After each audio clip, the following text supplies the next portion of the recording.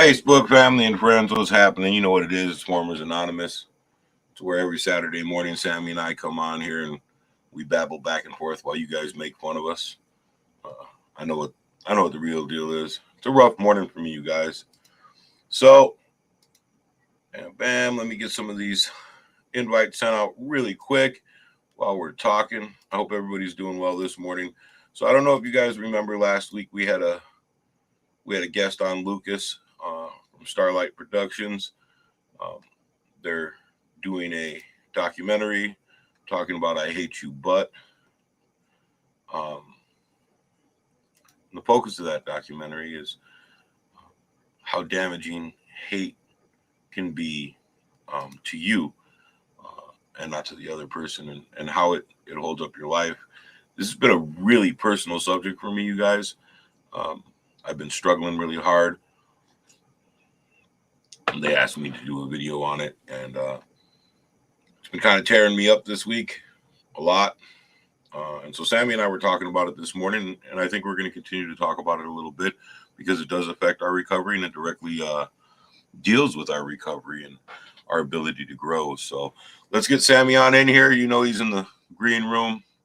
I don't know if you guys are having any feedback on my camera. Mine's flickering right now. Let's see.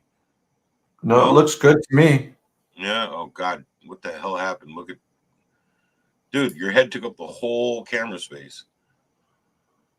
Like I'm surprised you don't have to have a whole screen just to hold your dome. Well, you just look like you're looking through a peephole. All you see is a giant eye. Just one big eyeball. You got back late like last night. The camera zoomed in. Right. How was St. Louis, bro?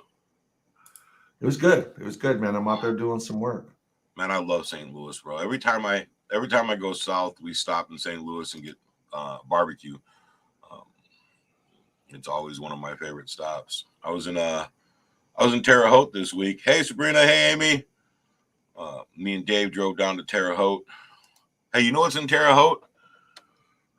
Nothing. I've been there.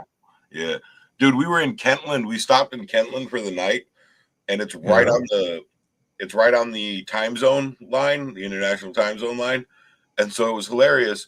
We were sitting at the restaurant having breakfast, and Dave's time zone said it was 10:03, and my time zone said it was 9:03. Like, we were sitting right across from each other. They called it the Twilight Zone. It was pretty fucking hilarious. So how's the family? How you doing, bro? Family is great, man. We are just living life, you know, and having significant car problems. I think I told you, they told me the engine is blown. Yeah. So I got to have it towed here and more or less scrapped, I guess. Yeah. You know, if you're in Wisconsin, we could have probably, fixed that. Well, actually, if you were in Missouri. Yeah, this is true. If I was in Missouri. Living across the street from you on the homestead? Yeah, why not? Having dinner with hillbillies. You know, they're not all hillbillies here.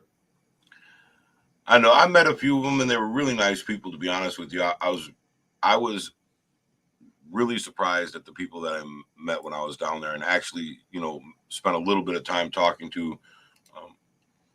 We have our stereotypes, and we know how untrue those stereotypes can be. But it was definitely, it's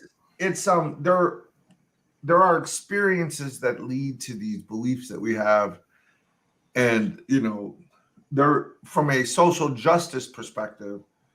There are certain groups of people who have a reason to have those beliefs, right? Mm-hmm. But the idea is to challenge them so they're not limiting.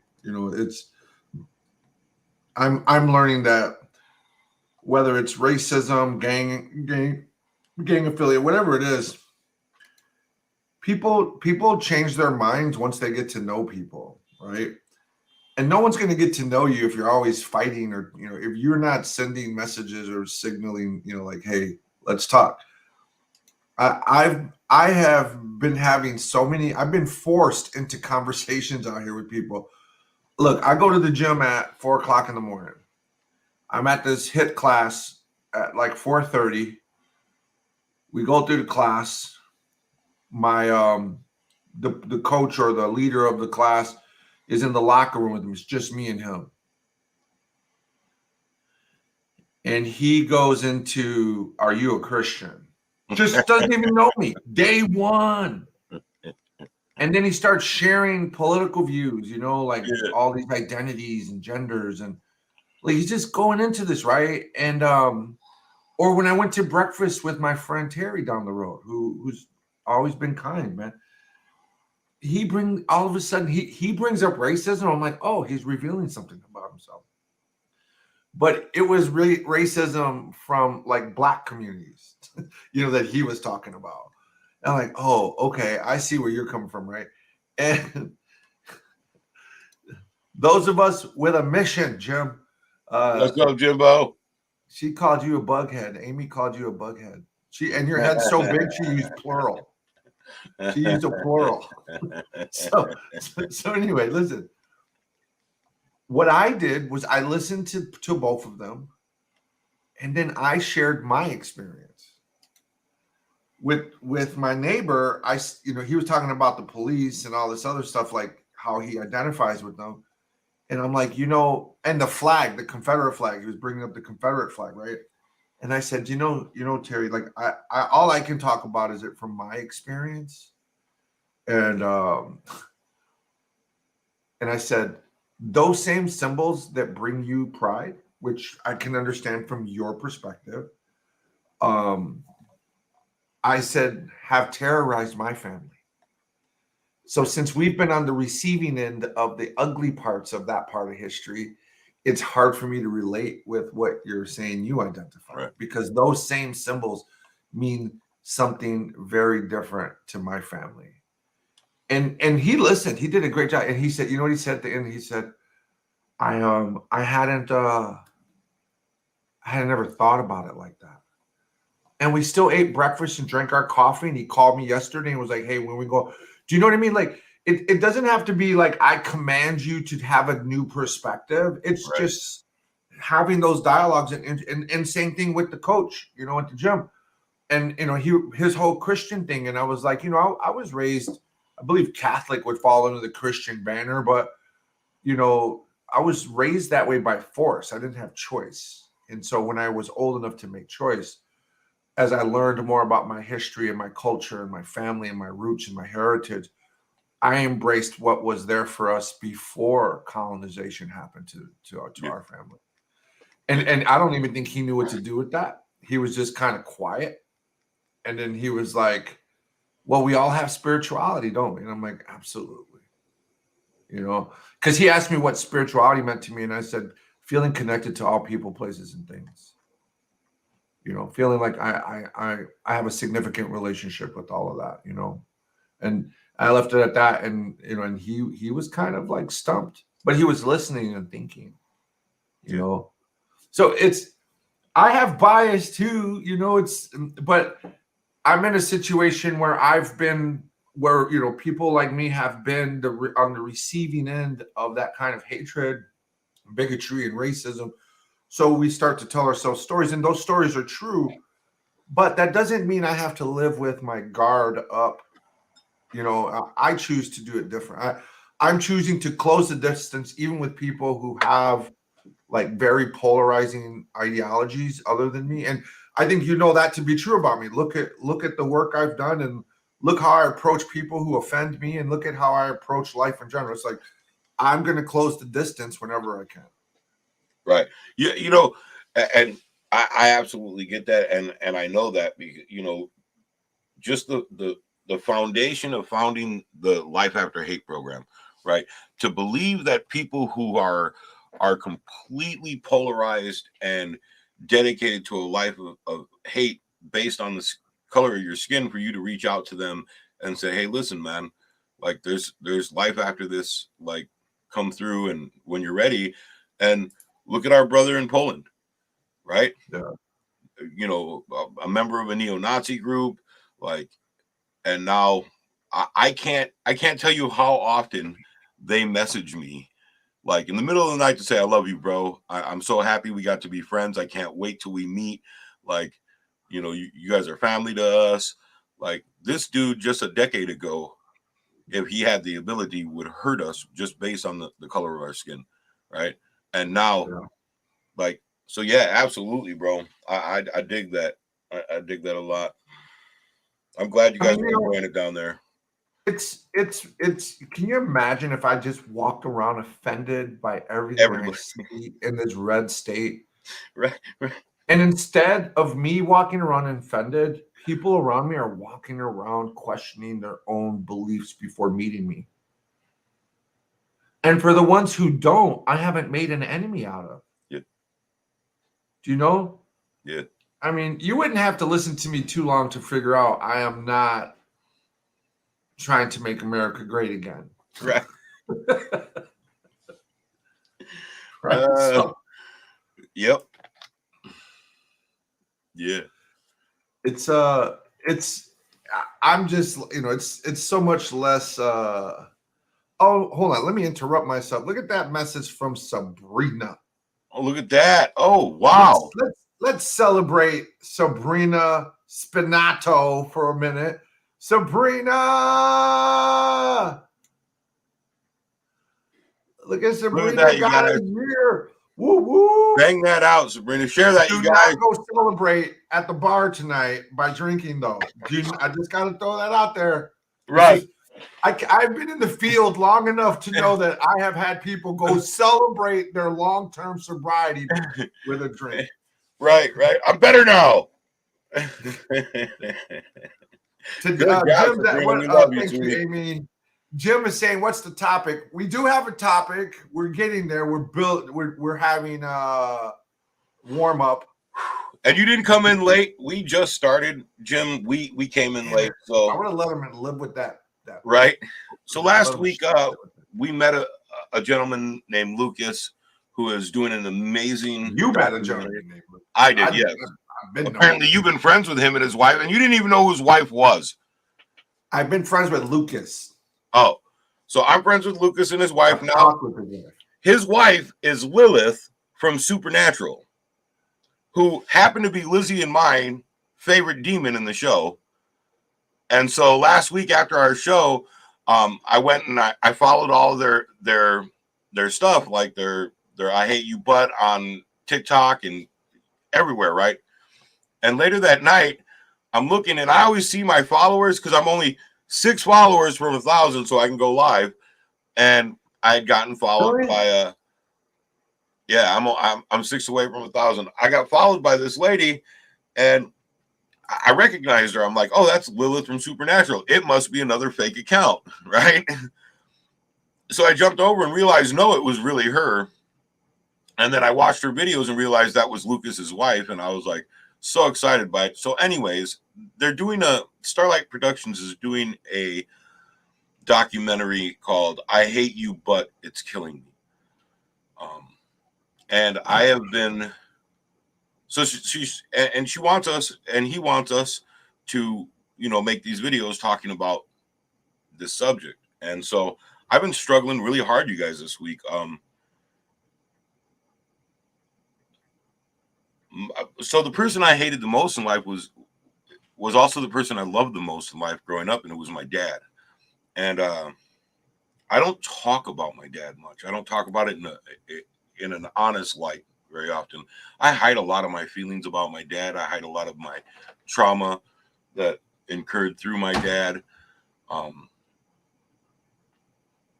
So it's been a real big struggle, and we're going to talk about that this week because, like, Sammy and I spent about a half hour pre-show talking about this subject and working through some stuff. It's a hard subject for me, man. I idolized my father like nothing else. Like, you couldn't have sat down if there was or is God next to my dad and told me that he was more important than my dad to me. And so that's what we're going to talk about this morning, is how the image I built in my mind and my struggles to marry the fact that my dad was a bad person with this image that I had of him. Like, we all know, anybody really close to me knows that, everything I learned, every bad thing I learned from my dad early on in life. How to hustle, how to shoot, why, like all of it. I learned from my dad.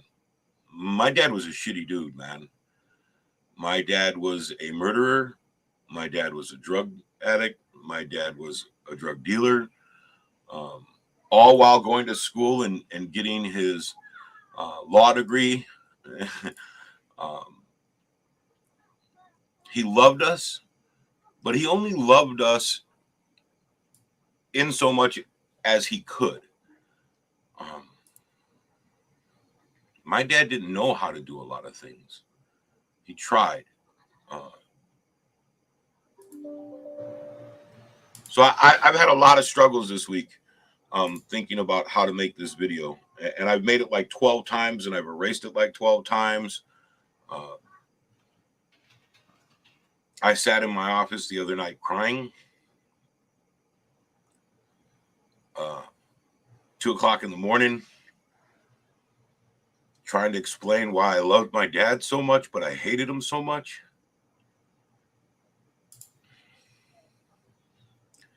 And a lot of it comes down to a lot of the things that my dad did to me, I did to my son in my absence and my daughter.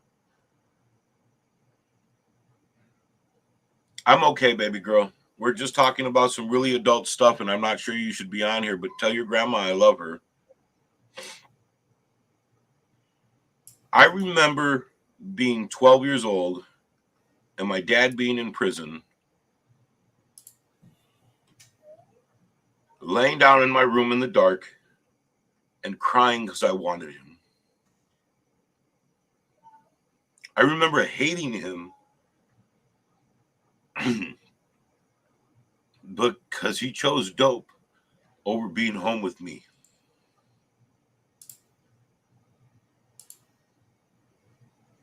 I remember thinking every time I was sad or scared or angry that if I had my dad, it would go away.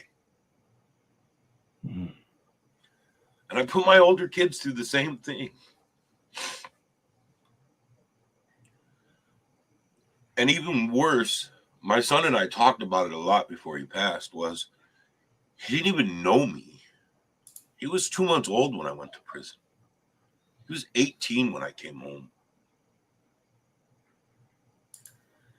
And he explained to me when we were talking about when he was like 9 or 10 and mad at his mom and his stepdad, how he would lay in bed and think about how much better his life would have been if I had been home. And I just remember thinking those same things as a little boy.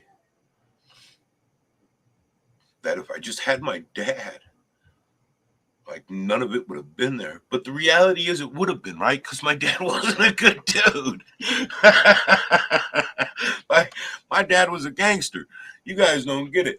A lot of you who remember my dad remember the goofy, square little dude who was, 5'9", 38 pounds.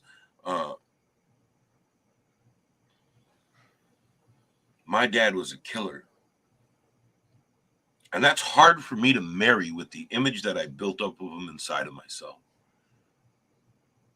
My dad could make me feel safe in any situation. Like we were getting shot at, and he would lean over and it's going to be okay. And I knew it was going to be okay. It was never okay. Like my little ones are 8, 8, and 3. They've never seen me angry. They've never seen me violent. They've never seen me hateful.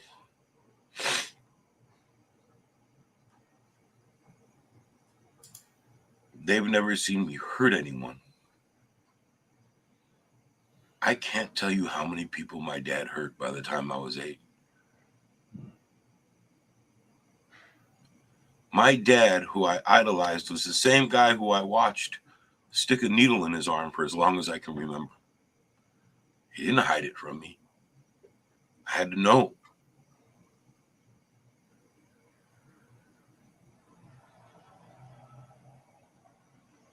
I hated him so much for not loving me that it was hard to understand how to love anyone else. And I'm having a lot of struggles marrying that shit, man. Like, that shit this is shit I've never spoken to any human being about in my life. We talk about my dad, and I tell the stories of the funny shit he would do. I talk about my dad, and I tell, you know, about how he would dress like a weirdo, right? All these memories that made me laugh, all these memories that make me smile when I think about them. That's what I focus on. I never focus on the trauma he put me and my sisters through. I never focus on how while my mom was killing herself working while using, and my dad would steal the money to buy dope, and my sisters and I would go hungry, and I would have to steal to feed us. Yeah, baby. The light keeps blinking, and the car won't go. The light keeps blinking and the car won't go? Yeah. The light keeps blinking and the car won't go. Hey, you remember when that was the most traumatic experience of your life? All right, come on out of my office. Mama's gonna fix it, or Dada will buy a new, or fix it when I get out. Okay, we're gonna be patient though. Get your finger out of your butt, you creep. Cochino. Digging in his booty. Okay. Fix it tomorrow. Okay, I'll fix it in a little while. Okay, buddy. Okay. He said, fix it tomorrow.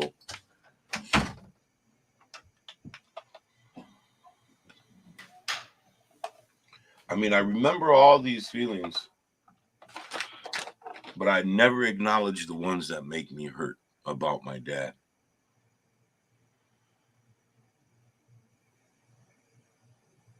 That's some rough shit, man. And so, you guys, this is all a part of recovery, right? Like, I really can't get better until I get through it. And I understand and acknowledge that. I've known that. Like, I've known that these last 10 years as I struggle to marry my new life, you know, with my visions of my old life and my memories and the trauma that I've caused everyone else in my life. Like, my son never knew me, but still felt the exact same feelings that I felt while I was gone. And when he was telling me why he had hated me so much before he forgave me, right? Like, he was mimicking everything inside of me that I felt about my dad, right? Like, this kid didn't even know me. Last time he seen me, he was 4.5 years old. Like, the last time he visited me, he was 4 years old. And his mom made the right decision to stop letting him come see me in prison, because all I would do when he would come see me is teach him the shit that my dad taught me. You know what I mean? In a visiting room, my 4.5-year-old turning his hat to the left.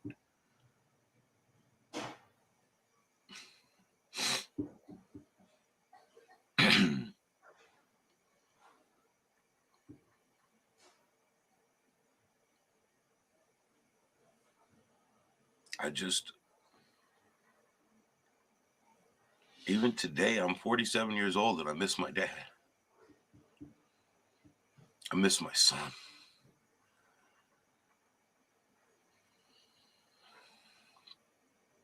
I remember my mom, when I was a kid, used to tell everybody I was my dad's dad, that I had to take care of him because he couldn't take care of himself. And that shit's abuse, you guys.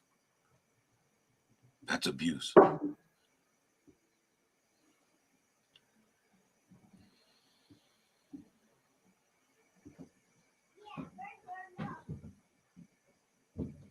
It's been a rough week, you guys. It's been one of the roughest weeks, man. Dealing with I didn't think, like, it was funny because last week when you sent me all that info and I had started looking at it, I didn't really delve deep into it at first. I just looked at the surface shit, thought this would be a great show. Let's put it on. And then Lucas came on and we started talking and we started digging deeper. And as you guys are digging deeper, I don't know if you noticed last week, I stayed out of the conversation for the majority of it. Like, I just let you guys run and I just wanted to listen. And the whole time I'm thinking, man, I can't talk about that. Like, We'll just talk about one of the dudes who, fucking stabbed me, or the guy who shot me. Like, we'll talk about those guys who I never really hated ever, right? Like, that was part of the life. You get shot, you get stabbed, you're banging. That's what happens. Like, I could be dude's homie right now. He didn't do that because he hated me. But my dad, man.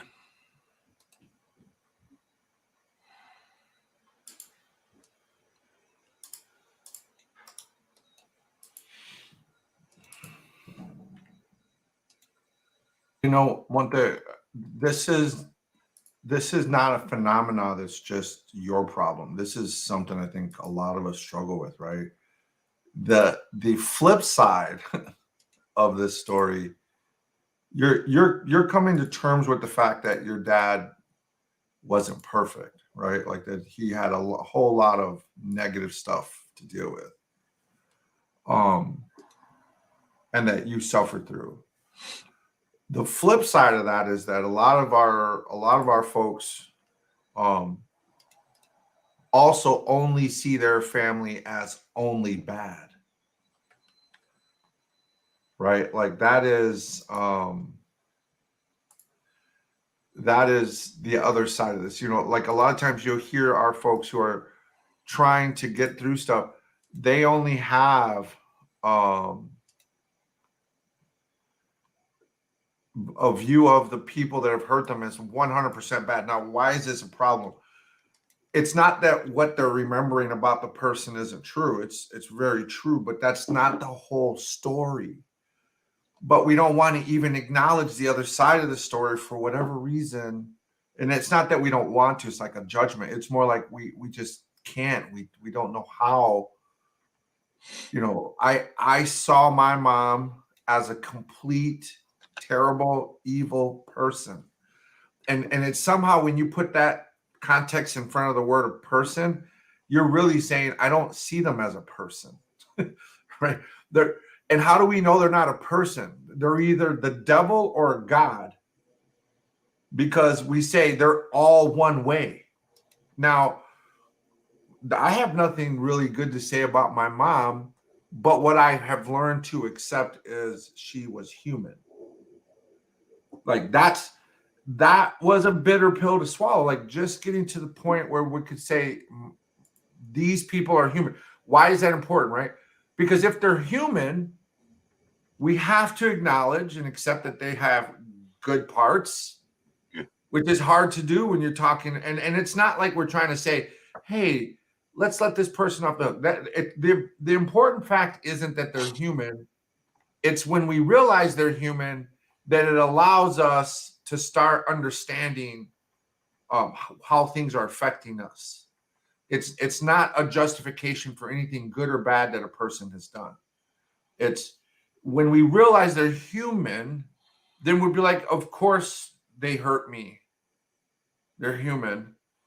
But it also means I can start to heal because I'm not facing off with a God or a demon.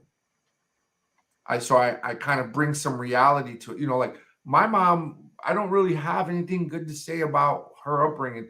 I have sprinkled good memories, but none of that doesn't even come close to the amount of bad memories I have, right? But here was the thing.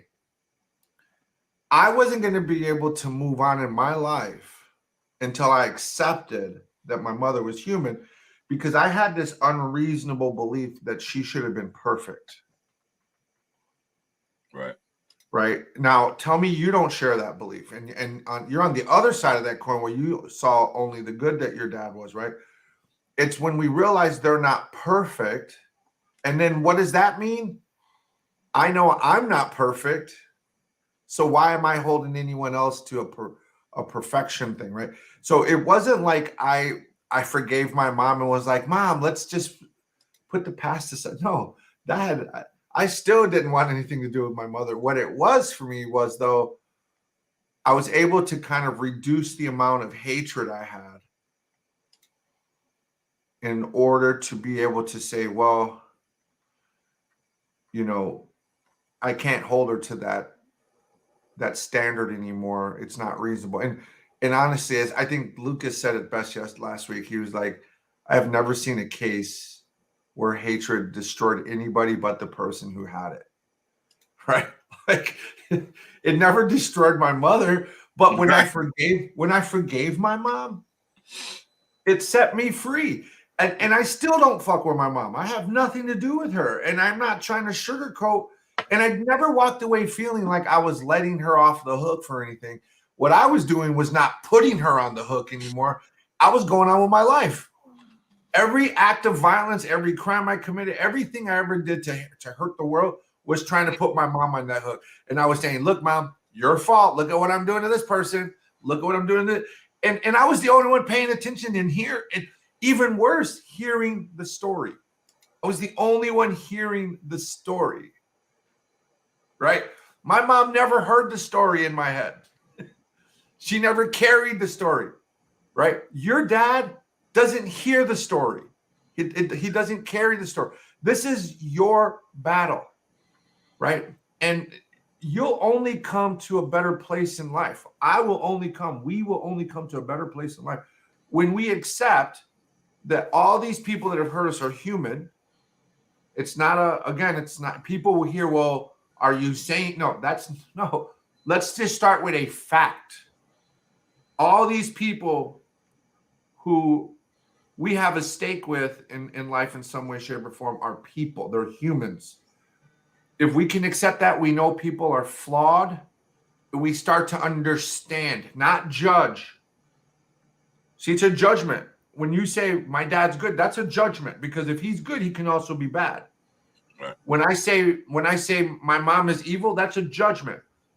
And they may deserve that judgment. But where I know that recovery comes in is if we're interested in healing, we need to understand the behavior to a degree. Like it helps to know that the reason my mom did this in part was because she's a human being. And we know that human beings are capable of great good and great harm. I've just never seen the great good in my mom. I've only experienced great harm at her hands. I accept that. I'm no longer kind of fighting God, right? Because I was fighting God back then too. I don't really have like that kind of relationship with God, but I'm not trying to take my grievance to the doorstep of God. Right. Right. I'm not at war anymore, man. Right. I'm not at war anymore. I'm not at war with her, with him, with my past. I laid that weapon down. I laid it down and I went and I'm living my life. Yeah. Right. And I believe nobody gets away with anything, not even once. My mom is going to have to answer if she's not already answering. I know that she is. She's already paying some of the price, right? But it's not. I don't need to waste any time watching what happens, right? I don't have to wait for the show of her great punishment and torture. Right. I'm not on. That's her business. Yeah, I know that that's coming, and I'm gonna have to just go this way. The part of you that feels self-righteous wants to watch. It wants to be there to witness, to say, ha ha ha, see, you're getting what you have coming. But that comes from a place of woundedness, man. I'm more interested in my life than her life at this point. Right? And the life I've created. You, on the other hand, are struggling on the other side of that coin, where you're hanging on to the parts of your story that feel good while protecting yourself from the parts that don't.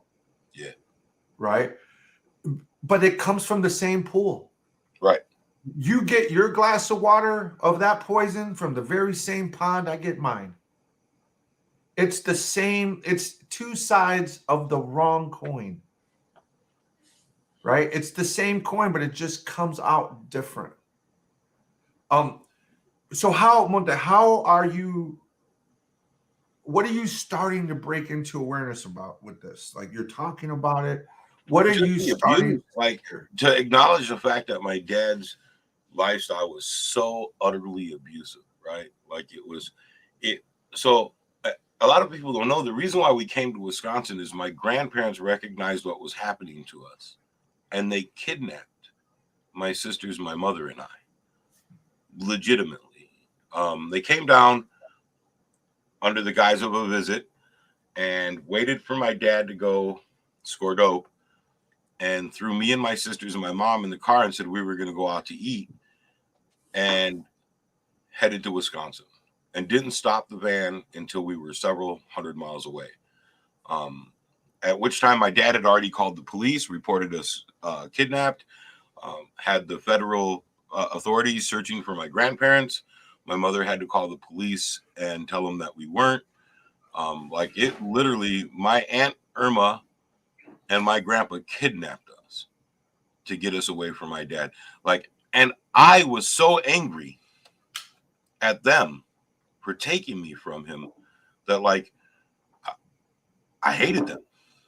They were stealing me away from my protector, from my dad, from my charge, right? In my mind, my dad couldn't live without us. Like he needed us to protect him, right? So it was like this fucked up mash mix of emotions where I was supposed to be there to help him. Like he would die without me. My dad would die without me. You know what I mean? Like I had to be there. He wasn't able to care for himself, and I wasn't able to live without him, right? But my grandpa and my Aunt Irma realized how toxic our life was in the LA and stole us. Like now as an adult, and that's the first time I recognize that as the situation. That's the first time I've openly said those words, right? Like I can see it now from here, how my aunt and my grandparents and my family were so terrified that we were going to die, or that me and my sisters were going to die, that they had to resort to kidnapping to protect us, right? And like my mom was gangster too. She was all in. She was going to make sure things worked. She wasn't going to leave her husband. She wasn't going to leave. You know what I mean? She was so stuck on that, making it work for her children, to show her children, you know what I'm saying? She had gotten clean. She had gotten sober. She did what she had needed to do at that time. They kidnapped us, bro, to save us. Like my aunt knew she was going to prison. Like she knew she was going. We've had long or they rescued you, right? You know, or trying to. But you couldn't tell me that. Now I can see that. Now I can see that my aunt risked her life and her freedom to save her nieces and nephew, right, and her sister. But at that point, I couldn't. You know, I want to pause for a second. I'm looking at the comments in here, right? And much love to all the people sending love. Yeah. But I want to challenge the way we're responding to you, Monta, right now. Look, there's a part of us that has to recognize that this is the best thing that could be happening to you right now. So when all we can express is, I think we're trying to express empathy for your pain. We have to balance that out with express the empathy for your pain, but like good for fucking you. Good for you, right? Like it's like you're trying to get to the top of a mountain to get $1 million, right? Like go. Like, you know, like we also need to be rooting you forward because it's human nature to try to avoid this painful shit. But the only way to the top of the mountain is through this painful shit. Like if you don't go through this and all we can see is how bad it is and how hard it is, we won't ever go through it, right? So while I think it's important that you receive love and empathy from people, I want to encourage our listeners to also recognize that it's important to say, this is hard, but it's necessary, right? And so knowing that this is a part of your growth, where will you be, Monte, on the other side of this in life? Yeah. Right? If all we see is that you're hurting, we have to see more than that. This is the work. This is the process. This is what recovery looks and feels like. And yes, it hurts. Yes, it sucks. Yes, it's hard. But we also have to be encouraging people to keep moving through this process. Let's not avoid it. We don't want to, we can say, man, that fucking sucks. That looks hard. But can you imagine where you're going to be? Afterward, right. Good for you, bro. You know what I mean? Like, I also want you to see me celebrating these moments with you because I know inside that what you're going to become on the other side of this as you go through this is only a better version of who you are today. Yeah. This is not to be avoided. Grab a helmet. He doesn't need a helmet. His plating inside his skull is designed for head-on collisions. Right. Oh, hey, listen, Kirk knows. Hey, so Kirk, we used to call him Booger when we were kids. He was an amazing friend. He was always a solid dude. He always cared about us. Hey, he loved us so much that he would tell us when we were being dumbass and doing dumbass shit and not go with us and still be our friends after we'd come back from doing dumbass shit. I had a friend like that. Right. Nobody liked him really. He was like, oh, here comes Toby. And I remember I told him one time, I told him about a burglary, and he was like, that's pretty stupid, bro. There it is. There it right. is. We were all bragging and cool, and he was like, that's pretty stupid. Yeah, you guys are stupid. Right. Like, he was like, love you, man, but you're a dumbass. I'm like, and you know, and let me flip this. I got one more part to talk about this. You ever seen a kid who got busted like by his parents for doing something wrong or gets chastised, and the kid is already sad, right? The kid's already sad. And then someone goes and shows that kid some sympathy. And then that kid is like, you know, like all of a sudden he just turned it on, like, yeah. That's you. We don't want to get the idea that the reward comes from, you know, him falling apart. Right. The reward for Monte has to be the struggle. Because if Monte doesn't go through this, Monte becomes the animal and the beast that he was before. Yeah. Eventually, right? And that doesn't mean that he has to express that by committing crimes. He'll express that just like I will, like a lot of us will.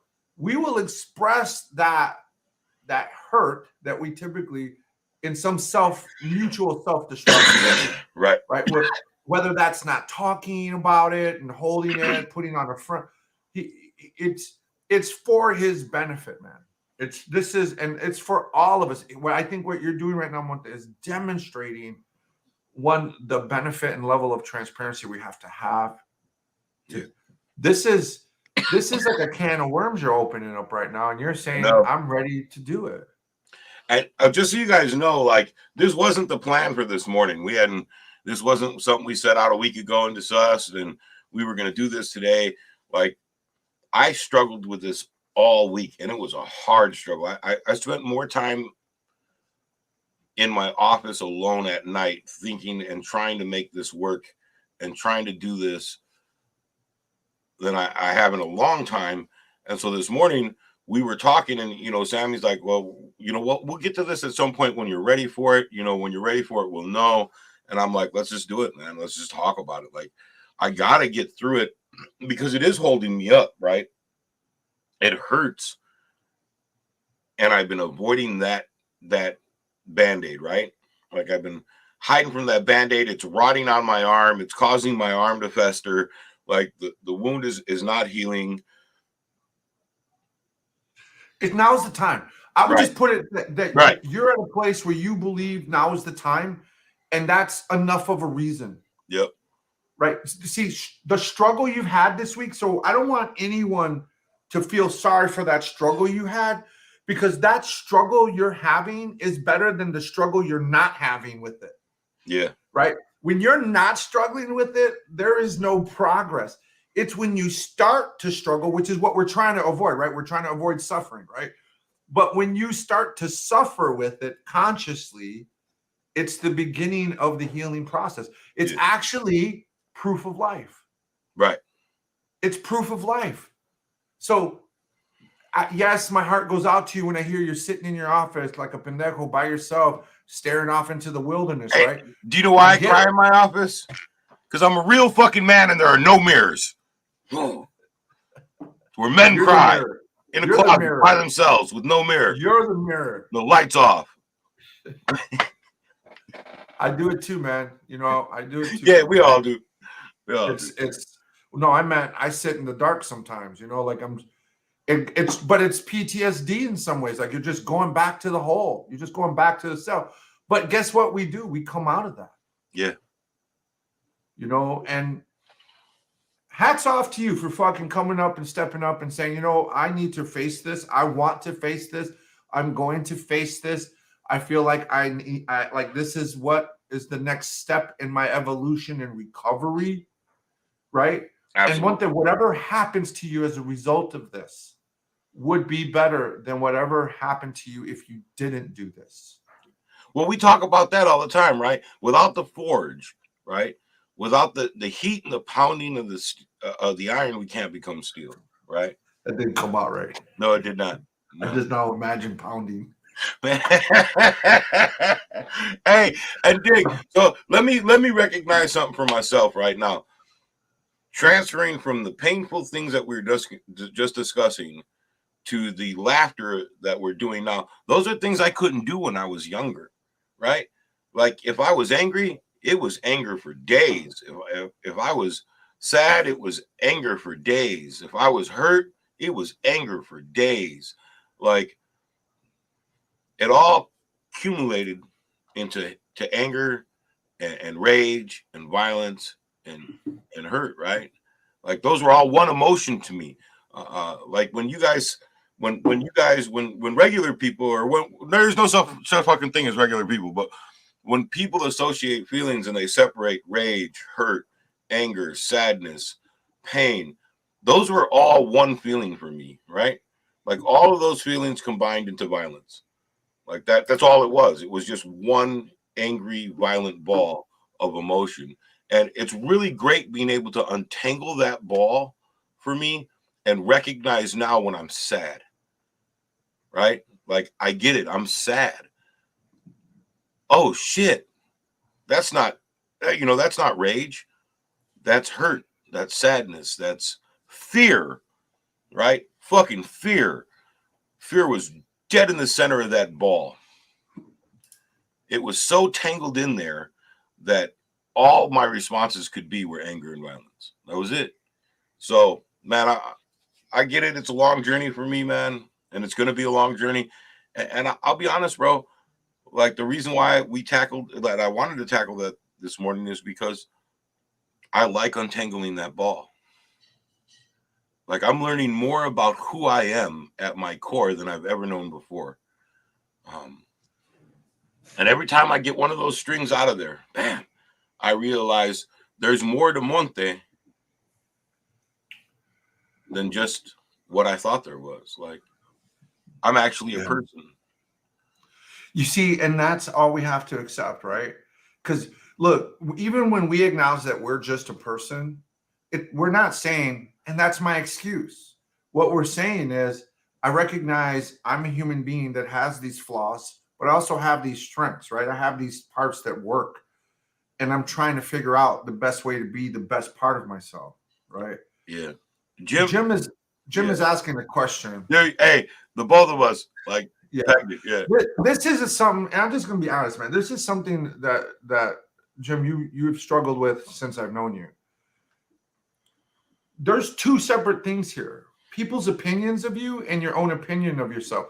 And the other people's opinions, whether it's a system, a person, that can't influence your idea about yourself because that's an external thing, right? all you can do is fight back in healthy ways. Like when I go to court for my kids in family court, by the way, I just got notified that I'm going to be going back to family court, right? For a lot of reasons that have nothing to do with us and just the other party here. None of that makes me feel like what I've done with myself wasn't worth it, right? Like you're not doing this for a reward and an acknowledgement. You would hope that comes, but that's redemption is not something that only comes from the community. Redemption comes from when we also work on ourselves and do the things that we do. It doesn't matter if someone wants to use it as a tactical advantage, right? That shouldn't impact what the fuck you're doing this for, right? As you would say, I'm just quoting what he said, right? What does that have to do with the process? Did you do this process for the right reasons? Are you doing, because the first part of this process is to make yourself a better person, and that should be nothing that can be compromised by someone else's actions or behaviors. The second part of that is you have to do it despite that. Yeah. Right? Even though there are assholes in the world, you still got to do that. That's what makes this process, one of the hardest processes, because you're not always given the reward you think you're entitled to. You're not always given the acknowledgement. You're not always given the trust or the opportunities that you think you're entitled to. In the beginning of my change, I was routinely told the world doesn't owe you a goddamn thing. And what I learned from that is that when I have expectations of how the world is going to respond and receive me, and those expectations start to overshadow the kind of personality and person I want to own and be, now I'm being driven by the world. When in fact, today I feel like I'm driven by my own principles, my own morals. You can't do nothing about that. You have to stop. That's out of your control. What the world is doing in response to you, or regardless of you, is not within your control. I am still being dragged through the mud, in family court, when all I am doing out here is giving my kids the best life. I'm never going to say, why am I even doing this then? No, I'm going to keep doing it, even if no one in the world fucking believed me or saw me. I live in the middle of nowhere. No one sees how hard I work because I'm out here remote. I get myself up at 4 o'clock in the morning. Not one motherfucker in the world does. Nobody comes and wakes me up. No one comes and pats me on the back for spending 6 hours out in the cold and doing fucking hard labor by myself to maintain my home. Like, this is the mentality we have to have. I'm going to keep going forward in my manner, in my style. And at this age, it's because I discipline myself this way to be this way. So it doesn't matter if they keep doing it. Why does it matters from what you need to do to respond? Like to protect yourself, to get your resources, whatever. You have to fight back. You do have to fight back. But how you fight back, but you should never go into war, because it sounds like you're still at war, Jim. Here's my advice to you. Never go into war doubting yourself. If you go into war and you doubt yourself, you will lose. If you have two equally matched opponents, the one that will lose versus the one that will win is typically the balancing between who believes in their mission and themselves the most. That's it. I would suggest that you continue to fight, a good fight, but let go of the resentment, the hatred, and the expectations around how you're being treated. It hurts. Lick your wounds, but don't preoccupy yourself with your wounds. There's a proverb that says, hide your broken arms from your enemies. And right now, a lot of us get into this idea that we need to put our wounds on display as evidence of what's being done to us. No, we don't. Share that with your intimate people, like your recovery groups, your friends, your doctors, whatever. But do not let your enemies see you losing the battle because of the mental and emotional game they're playing with you. If you, and I know you're into like Eastern philosophy, there's a lot of in the art of war, they talk about half the battle, the majority of the battle is won by the presence that you create for your enemy to see. Not the real presence, but by the one you create for your enemy to see. Yeah, I get it. I mean, I'm in the same boat, but that is not how you're expressing yourself. Why the fuck bother anymore is what you said. So you need to go sit with that thought and overcome that thought. And then it will truly be about the pain that's inflicted on your family and what kind of man you got to be to do the best you can with that within the good fight. So I'm addressing the parts of your statements that actually weaken you as a person versus strengthen you. Why the fuck bother anymore? That's the question you need to be answering today. Because if you can come up with the answer why versus why you're making the case why you shouldn't, then you'll be on the right path. Because as soon as you start talking like why the fuck bother, you're not thinking about anyone else. That's pity. That's self-pity. We can't live in self-pity. And I understand why you're there. I get it, because I want to go in there too sometimes, but that's human. That's a human reaction. But in order to be in recovery, that our self-awareness has to come back to that and say, I had the same conversation with this morning. What part of facing reality is so hard for you that you won't do it? Hey, Jim, trust me, we all know he's an asshole. I'm not going to lie to you, though. I love you. That's Kurt. Hey, I don't know if you've seen my brother Kurt's statement yet. And he's right, man. Like, he always told us, like, he was a true friend. He was like, I love you, bro, but you're a fucking idiot, right? Like, I love you, bro, but that's a really dumb idea. Like, I love you, bro, but what are you thinking about? Jim, like, you're a beast, bro. I've stood by you for the last 10 years, watching you struggle and succeed and fail and get back up and struggle, succeed and fail, succeed it's and ugly, fail, right? struggle. But that's process. That's the and process. You're still here, motherfucker. You remember sitting in your living room telling me how you were going to waste 10 years of sobriety and go get drunk once you found your shoes, but I knew your shoes were gone because your ex told me she had took them with her. Yeah. And I sat there, I was like, yeah, as soon as you get your shoes, bro, we'll go to the bar. Like, as soon as you get your shoes, we'll go get drunk, bro. It's good. And what'd you do? You talked yourself down, talked yourself out of it.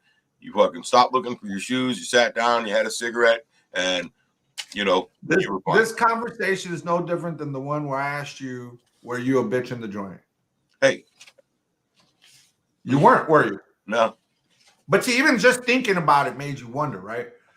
And then you had to reflect and you had to say, wait a minute, if I made it through that shit, how the fuck am I not making it through this shit?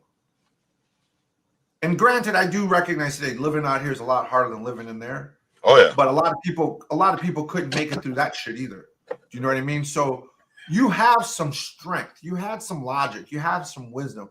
And I believe here in Formers, the wisdom is in the room. But we sometimes get blinded by our pain, whether it's internal or external, to that wisdom. And our job is to remind you that certain thoughts or feelings or actions are critical to your recovery. Hey, they Jim, either strengthen it or jeopardize it. Jim, you said, I'm tired. I think more about not getting back up again than I've been moving forward. Listen, did you get up this morning and move forward? He's here. Man, there you go. Like, but Jim, I know you might need more help than you're getting right now, too. Right. Go ahead. Jim, I hear you, bro. And I feel the same way most mornings. Like, I wake up, I'm about to have Thanksgiving for the second time without my son. I'm going to have Christmas and his birthday without him for the second time. I think that all the time, too, right? But here we are. And I respect that strength it took you when you talked yourself off that ledge with me sitting on the couch and said, you know what? If his mom's not going to be here, I got to be here for Ben. I'm going to do what I got to do. I'm going to make my kids that are here with me, my kid here with me, know what a real dad is, right? You did that.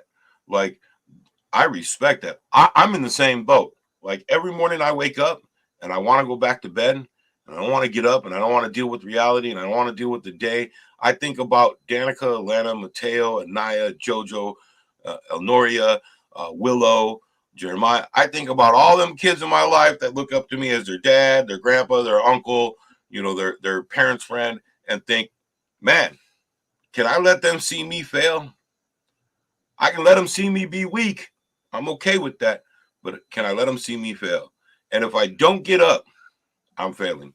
So, like, you showed me that same thing when you decided to not go out and drink after 10 years of sobriety, right? Because you had that little boy sitting in a room next to you who needed a dad, right? Like, bro, you're a beast, man. Just remember it. And if this sounds like depression, which a lot of us struggle with, especially around the holidays, we should be reaching out to professionals, family and friends right now, right? No one should do this alone, nor should they have to do it alone. Remember that. Jem, if you're doing it alone, I would recommend not, right? Get up, make a call, find yourself in front of someone who can guide you through, a structured process to help address this stuff. You can't just say, I'm tired, and then not do anything about it, right? If you're tired and you're struggling, that's a sign that you're struggling and that you need to get some help, man. Right? And it's not just with us. Maybe we're not enough. Maybe we're supplemental, right? Maybe talking to somebody. Again, I've been to counseling throughout these 25, 30 years I've been out here. I go off and on all the time. It is what it is. I see that. It's like going to the gas station when you need gas. Like, go put some gas in your car, right? You can wake up every day and be mad that your shit's on E, or you can go put some gas in your car, right? Like, do what you got to do to fill your tank with what you need to keep on fighting. If it's hard for us, we know it's hard for them. So, it's my family is my motivation too. That's a part of my spirituality right there. Connect to what means the most to you, man, and do it. Life is hard, but that's not the only thing it is. Let's just be honest about that. So I've seen you laugh. I've seen you smile. I've seen you be happy. And that's the same story I was telling Monte today. You're telling yourself one part of the story. It's either all good or all bad, and neither one of those are the truth. Neither one of those are the truth. Monte, let's play that video as we start to wrap up. Let's play that particular video for our people. All right, you guys, hold on. I got to share my screen. Jim, watch this video. There's a line in there waiting to hear. I watched him last night. This was a good one. Hold on. Yeah. Watch this video. Share this video, y'all.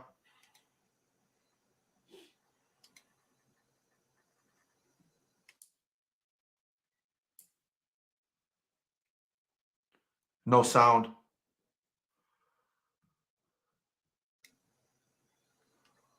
All right, hold on one second.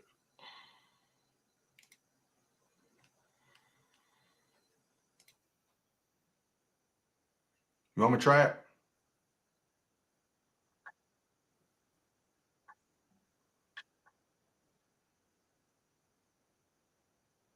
Can you hear it? No. There's no sound at all. I don't hear any sound. I hear your voice, but no sound.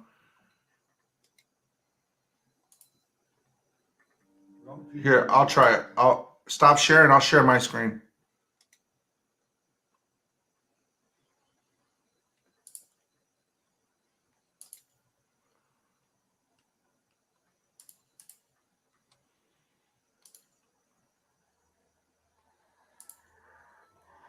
Can you see that? Can you see the video?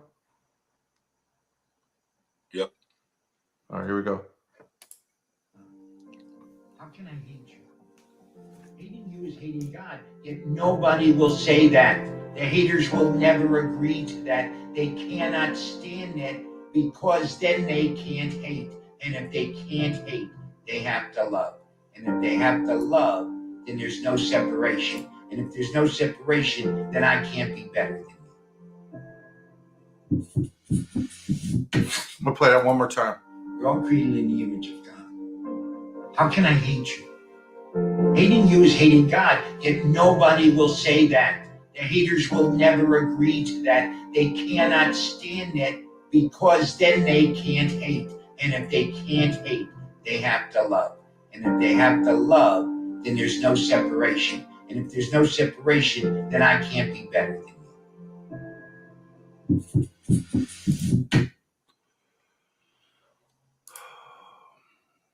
I think that's a good message to wrap up on.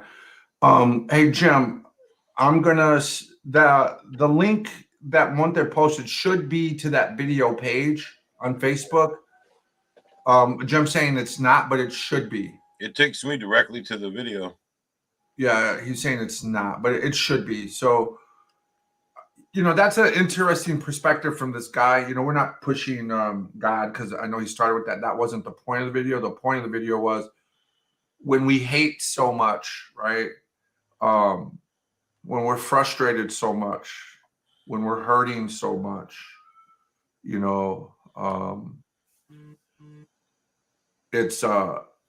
it makes it impossible to be our true authentic selves, right?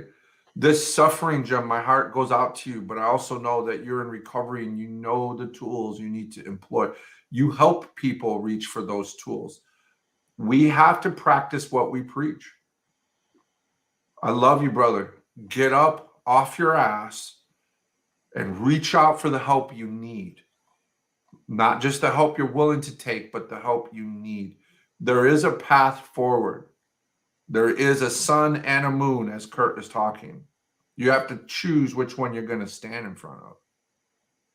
Right? So let's do this, man. And if you need to reach out to us, reach out to us. We'll either hug you or put a foot in your ass or both to get you where you need to go. Hey, you guys, I pinned a comment at the top, the chat. It is the link to the Facebook I Hate You, But It's Killing Me page. Please, man, share it. Go there, like their page, follow them. Let's build them up. Let them know Formers Anonymous, Sammy and Monte sent you. Well, let me talk about this. So I'm one of the people they're highlighting in this film. This film is bringing major attention to Formers Anonymous. So if we believe that, and there's like 30 videos right now on this Facebook page, right? And you can even get to it from their website, all the links that we put, TikTok, all that. This is us spreading the message. All right. So I'm asking you to get behind it, share it, hashtag it, talk to somebody, send it to somebody. Jim, go watch all those videos, man. Hell yeah, bro. I did. You can even make a video of your own, talking about your own struggle, even in the same way you did here. You don't even have to polish it up. That little the comment you made earlier, about I'm going through all this pain and suffering. This is how I feel. They're looking for those raw emotions.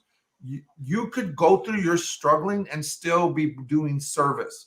And trust me, when you do service while you're struggling, it's been a remedy for me for years. I have been hurting. I went to Formers and held a meeting the day I asked for a divorce. Right? It was the best hour and a half of that moment, because it was like getting outside of myself in that time was magic for me. And I still do that today. So we love you, man. Best wishes. We're here. Monte's here. And by the way, it's coming. Just a small announcement as we wrap up here. We are going to have our own app very soon.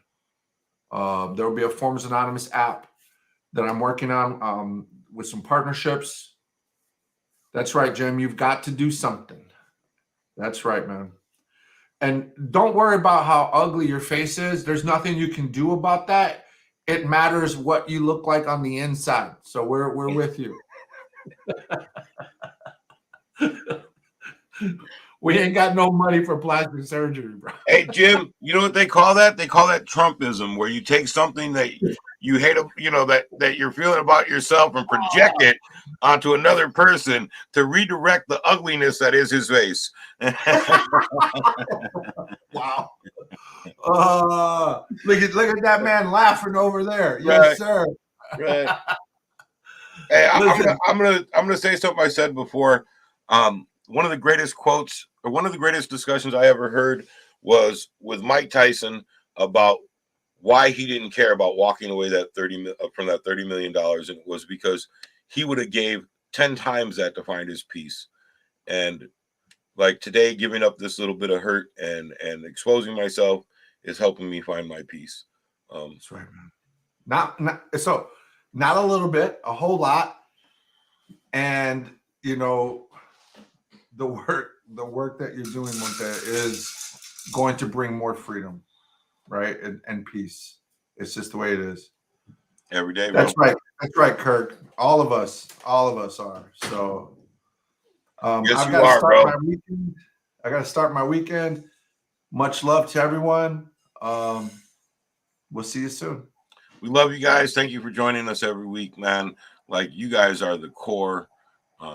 We see your faces every week, hear your names pop up. I love you guys. We appreciate it. Remember, go to that pinned comment up there, share it, send it to your friends, blow them up over there at I Hate You But. Let them know we sent you. Let them know we love them. Dude, like, one of the owners of the company is Lilith from Supernatural. So if you're a Supernatural fan, share that shit just because it's Lilith. If not, you met Lucas last week. Dude, I met him for an hour and a half on the show, and I love him already.